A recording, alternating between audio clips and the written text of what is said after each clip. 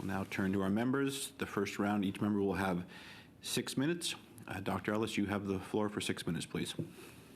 Thank you very much, Chair, and thank you to the witnesses for being here. Certainly, having been a physician in charge of a regional COVID unit, this has very personal meaning for me with respect to now having a look at lessons learned.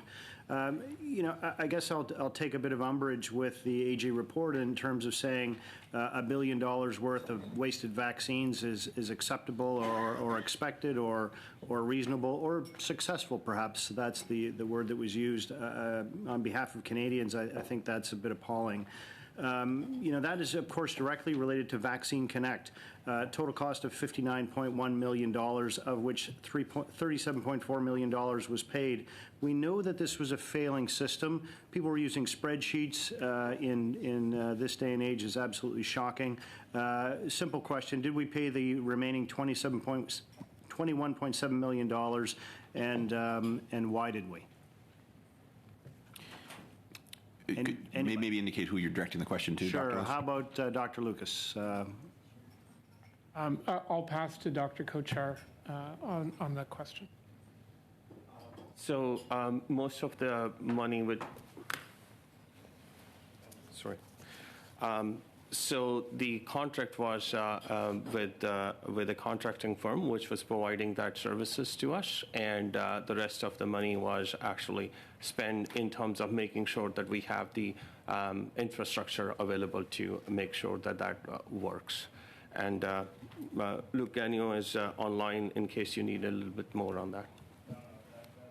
That's fine, thank you. So much like Arrive Scam, we continue to pay for an app that didn't work. Not surprising.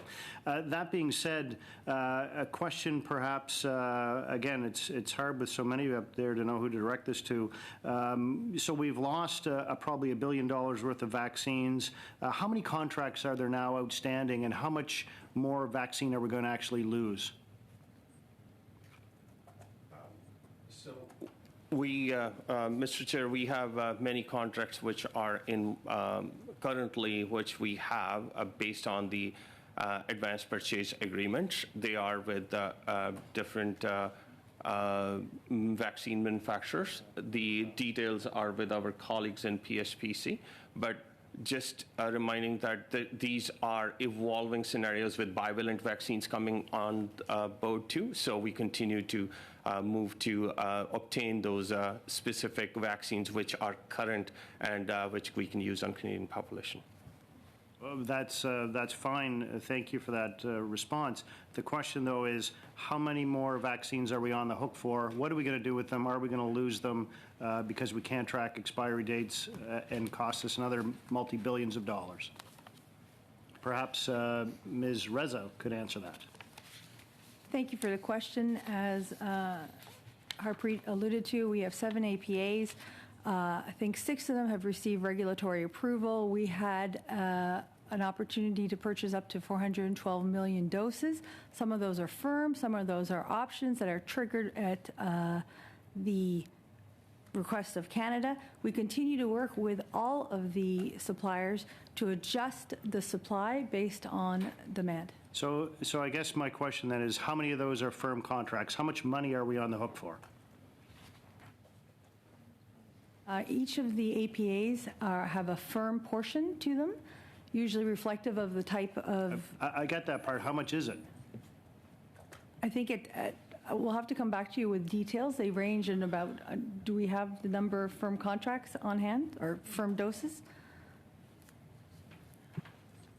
Since it's a very, just if I could add a footnote on this, it is a constantly evolving field. So for example, there's usually a minimum of 20 million firm doses per APA. There are additional doses as it relates to boosters and various elements, and when there's a decision based on public health need to trigger options of certain types of platform. Doctor, just let me interrupt. You can request the documents be sent to the committee. I think the offer was made, but if you would like to make that request, we will follow up on that. So if you could do that, please. Thank you, Chair. I'd like to make that request, please. And I guess you look at it, there's 7 APAs, 20 million doses per, $30 a dose on average. Wow, that's a lot of money that we're going to be out, given the uptake in this thing. I'll come back to this probably in my next round of questioning, but CanSino, obviously a significant failure on behalf of this Liberal government. How much was paid to CanSino in the contracts? PSPC cannot speak to CanSino. It was not part of the 7 APAs that we negotiated. It would have to be redirected, I believe, to ISED. So, Mr. Chair, what you're telling me here is that we're doing a review on vaccines. We have a Liberal government that failed to procure vaccines early for Canadians because they put all the proverbial eggs in one basket with respect to CanSino, which delayed getting vaccines to Canadians by at least 3 months and probably cost the economy $80 billion. And nobody knows the answer here at this very esteemed panel as to how much we paid CanSino. Perhaps, Dr. Lucas, you can answer that.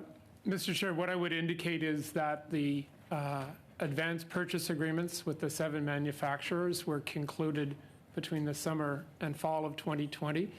The first vaccine authorized, the Pfizer vaccine, in early December 2020 was within days of the initial authorization in the United Kingdom, and vaccine doses were delivered in December 2020. Sorry, just to interrupt. I asked about CanSino. In regard to early access to vaccines by Canadians, there was not an advanced purchase agreement with CanSino. And further questions, as Ms. Reza from PSPC indicated, could be directed to officials from Innovation and Science and Economic Development pertaining to that. Thank you very much. That is the time. Turning now to Ms. Bradford. Thank you, 6 Mr. minutes. Chair. And thank you to all